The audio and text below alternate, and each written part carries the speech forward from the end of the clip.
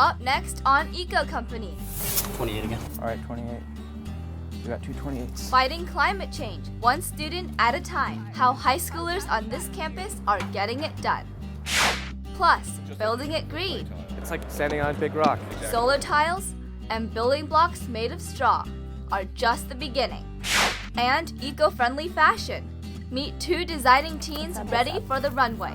This is 20, these are together 7. We're catching up with the duo behind leftover green beans. Well, we're building solar houses. Then, solar power in the classroom. How these students are learning about a cleaner way to power the planet. Eco Company starts now.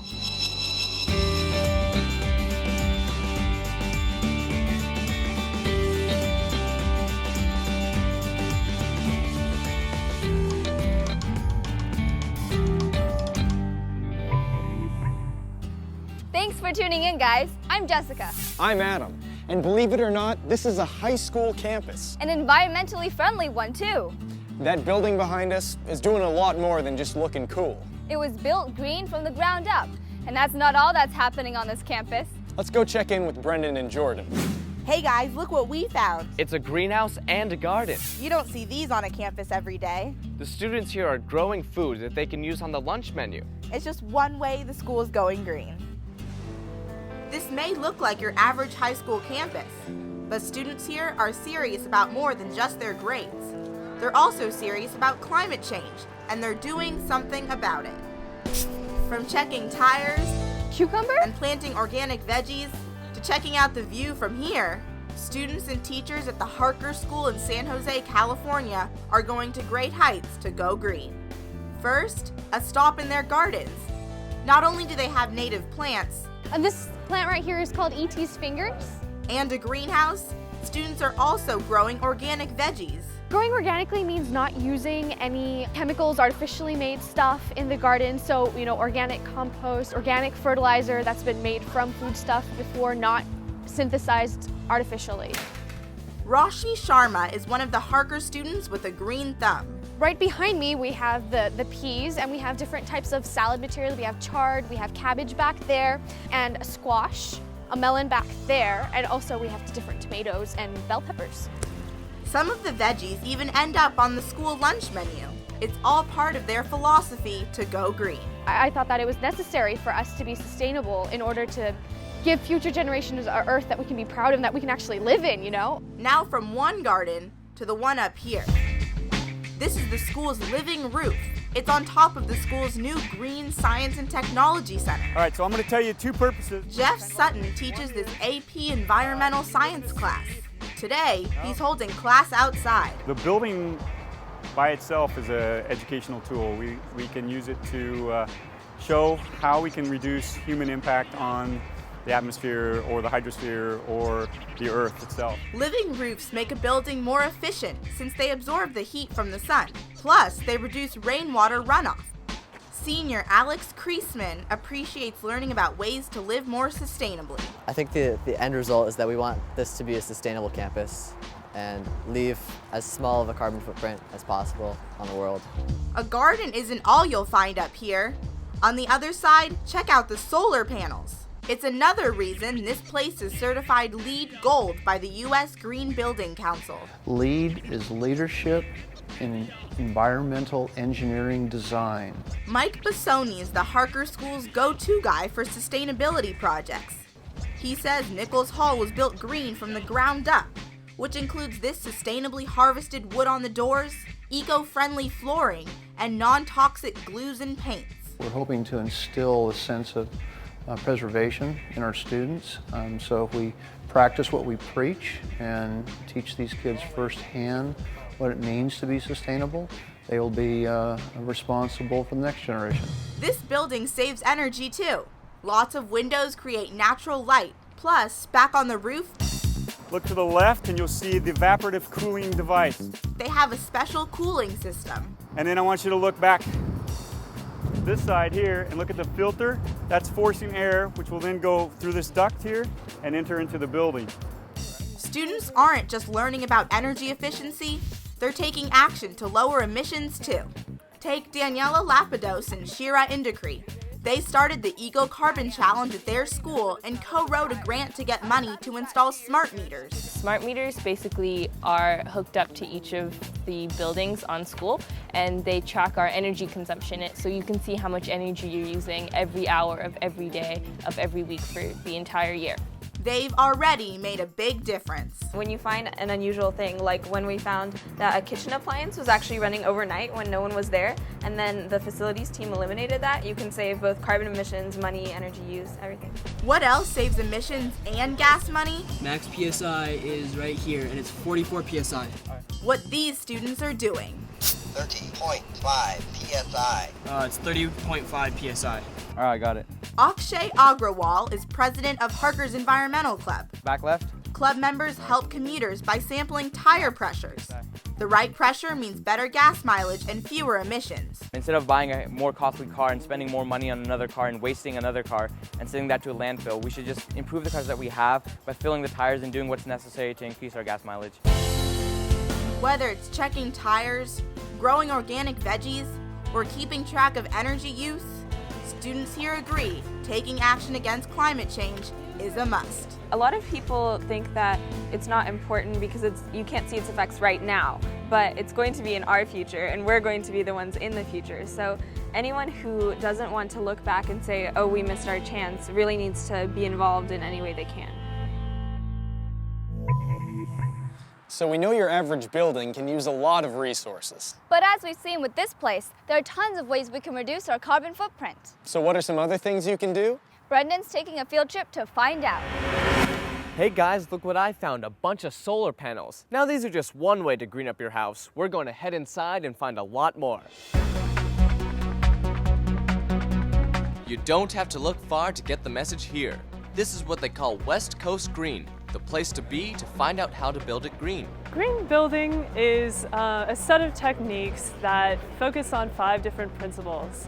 There's energy efficiency, water efficiency, resource efficiency, better indoor air quality, and community connectivity. Elise Hunter is with a non-profit group that gives guidelines on how to build healthier buildings for the planet. A lot of people don't know this, but buildings actually emit more carbon into the atmosphere than all the cars on the road. That's a lot, but doing all this can help. By building green, by reducing your energy, by using more recycled content products, by reducing your water use, it can actually really help curb harmful greenhouse gases in the atmosphere, and it can also help conserve our water resources that we're going to need for the future. And that future could very well start here. So let's go check things out. First on our list, conserving energy. And this couldn't help but catch our eye. Wow, so we've seen a lot of solar panels, but nothing like this. What exactly is this? This is a solar shingle. You've seen solar modules that sit on the roof, that sit physically on top of a roof. We've created a solar shingle that fits in with the roof. This is a shingle with solar cells on top, and these solar cells convert photons or sunlight into electrons or energy. One shingle like this produces approximately 15 watts of power. Of course, they're very durable, aren't they? They're extremely durable. They can withstand on the ground, if it would make sense. They can withstand about 400 pounds if you want to stand on it. It's just like you could do for a clay tile. It's like standing on a big rock. Exactly. Moving on, let's talk about building blocks. So why build with straw? Well, it's a rapidly renewable resource, and straw is the byproduct of the rice harvest. So after they harvest the rice, the straw is left in the field, and most places like to burn the straw because it doesn't like to break down. The factor that makes it not want to break down makes it an ideal building material. So we're assisting by helping the farmers take it off the field so they don't burn it, so all that carbon goes in the atmosphere, and make it into a very useful, strong building material. Okay, but what about saving water? You can drastically reduce the amount of water you use in your home by installing water-efficient fixtures and by planning your landscape so that it doesn't use as much water. What you're seeing here is a rainwater catchment system, which captures stormwater off the roof and diverts it into a little pond. So it allows stormwater to just go straight to the plants. Exactly, yeah. Conserving resources is another big one. So Bob, what's all this wood we're surrounded by? What we're looking at here, Brendan, is FFC and or certified wood from FFC certified forest or salvage operations. And what does FFC wood mean? FFC is an acronym for Forest Stewardship Council. It means that the wood is from forests that have been certified to be sustainably harvested. If they don't take out any more trees, then the forest will grow on an annual basis, so there's no exploitation of the forest taking place. So from saving energy, water, and resources, these are just a few of the things people can do to build better for the planet. And greener buildings mean better places to live, work, and play for us too. They're ready to take the runway by storm. Up next, meet two teen designers who are proving going green is always in fashion. What you wear can be completely fabulous and yet not take a toll on our planet. And later, new jobs for our generation. How some students are preparing for green careers. More Eco Company is next.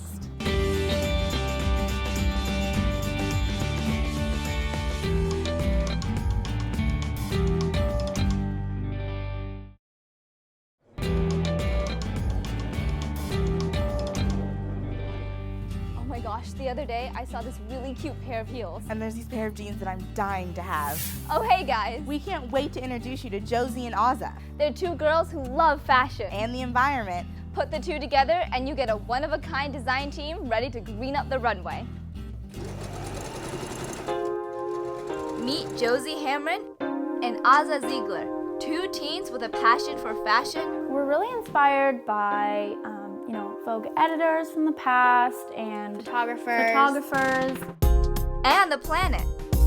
We feel that what's going on in the world today is so detrimental to our Earth and to the planet that we wanted to find a way that we could help. These fashionistas from Northern California are doing just that by combining their love for both. They've created a fashion line called Leftover Green Beans. Leftover Green Beans is our eco clothing line. It stems kind of from an idea that what you wear can be completely fabulous and yet not take a toll on our planet. Everything that we use is either organic fabric, vintage fabric, a lot of leftover pieces from different things, different fabrics. We use old tablecloths, dish towels, curtains, bedspreads, you name it. A lot of the crochet that we use, and this adds to the sentimental value of things, is crochet that my great-grandmother has made. We have bedspreads, we have doilies, we have tablecloths, we have everything. We caught up with them a few weeks after a big photo shoot, showcasing their one-of-a-kind fashions for their new website. These are some of your first designs, right? These are some of our first designs. This one was actually our first dress.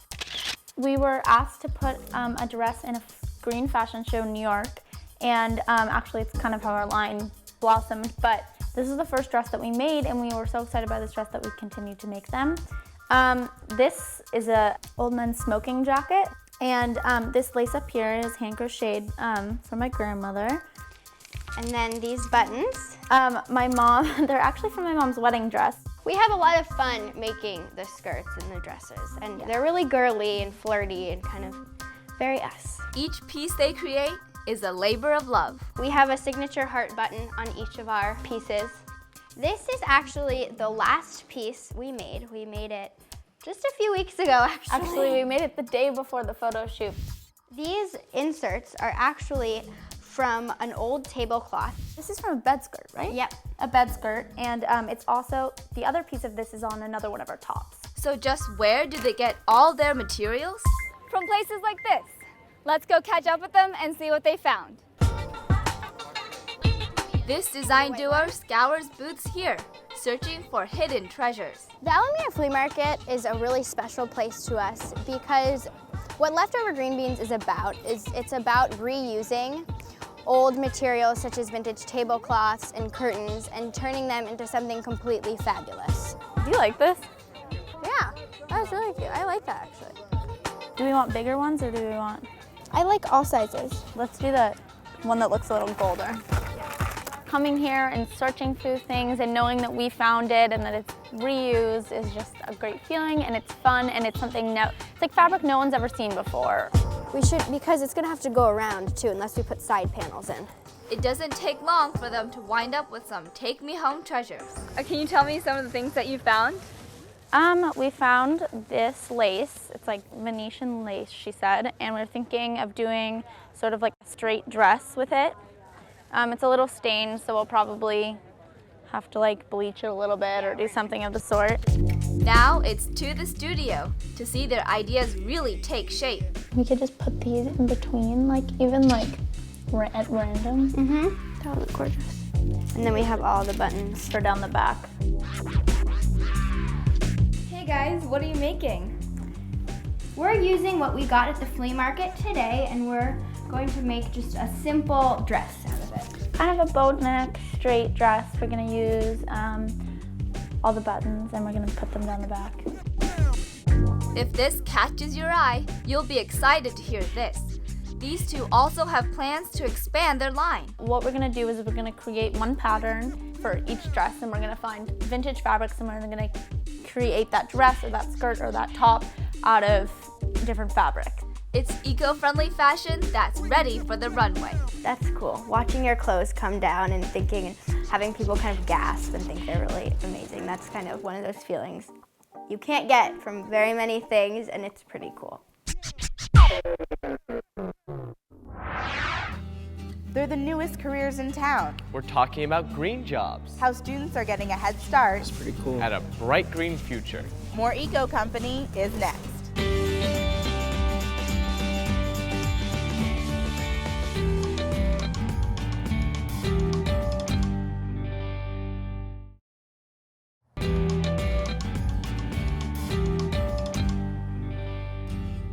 All right, class, ready for this week's pop quiz? It's on solar power. Clean tech is one of the many new classes being offered at different schools. It's all about getting teens ready for green careers. This isn't your average classroom. It's one with a giant solar panel, front and center. Essentially, it's a solar-powered generator. So what's it doing in here? It's an alternative energy class, so it's designed to kind of touch on all the different renewable sources that we have on Earth, as well as the non-renewable sources. So students can compare the differences. Bradley King is a teacher at Natural Bridges High School in Santa Cruz, California. Inside the kits, you're going to be given a few different materials. This course is all about teaching students where energy comes from and which sources are good for the planet and which are bad. We're trying to get students to start thinking about the environment, things they can do to preserve, things they can do to conserve. Non-renewable energy sources are fossil fuels like oil, natural gas, and coal. They're produced from animal and plant remains buried beneath the earth millions of years ago. When they're burned, they emit carbon dioxide into the air, which is a greenhouse gas. Plus, once they're used up, they're gone. Today, they're learning about cleaner, greener, renewable solutions like solar power. Solar power is getting energy from the sun. And today, senior Nick Rule and his classmates are getting a hands-on lesson in how it works. We're building solar houses. One runs on a motor, and so that's active. And then the other one was for heating water, and the other one was for lighting. Passive solar means getting sunlight from windows, or when it's used to heat up pipes, like for solar water on a roof. So it's up on a roof either with a black PVC pipe. Active solar is something different. The sun hits the panels, and the panels get the energy from the sun, and then it makes the lights. Panels like this one are made of silicon, which converts sunlight into electricity. That's pretty cool. Not only is the sun a renewable resource, 16-year-old Dylan Aguayo says it's a cleaner one, too.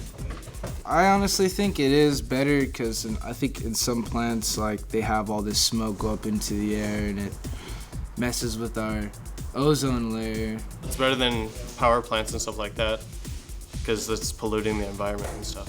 King says he hopes his students will get interested enough in clean energy to use what they're learning here in the real world. And hopefully it'll encourage them to potentially get into a career or a job that is green. If you like construction and you like building things, I mean, this is a really good class to take. It's fun. It's new. You get a lot of hands-on stuff, so I like that. It's cool. I think it's really important that in today's education and, environmental awareness and understanding what we can do to, preserve our place that we live, that it's really important for kids to start learning about that stuff. It's an education that's giving these young minds a greener roadmap for the future. If you and your friends are doing something to go green, We want to hear about it. grab your video camera. And upload your videos to eco-company.tv.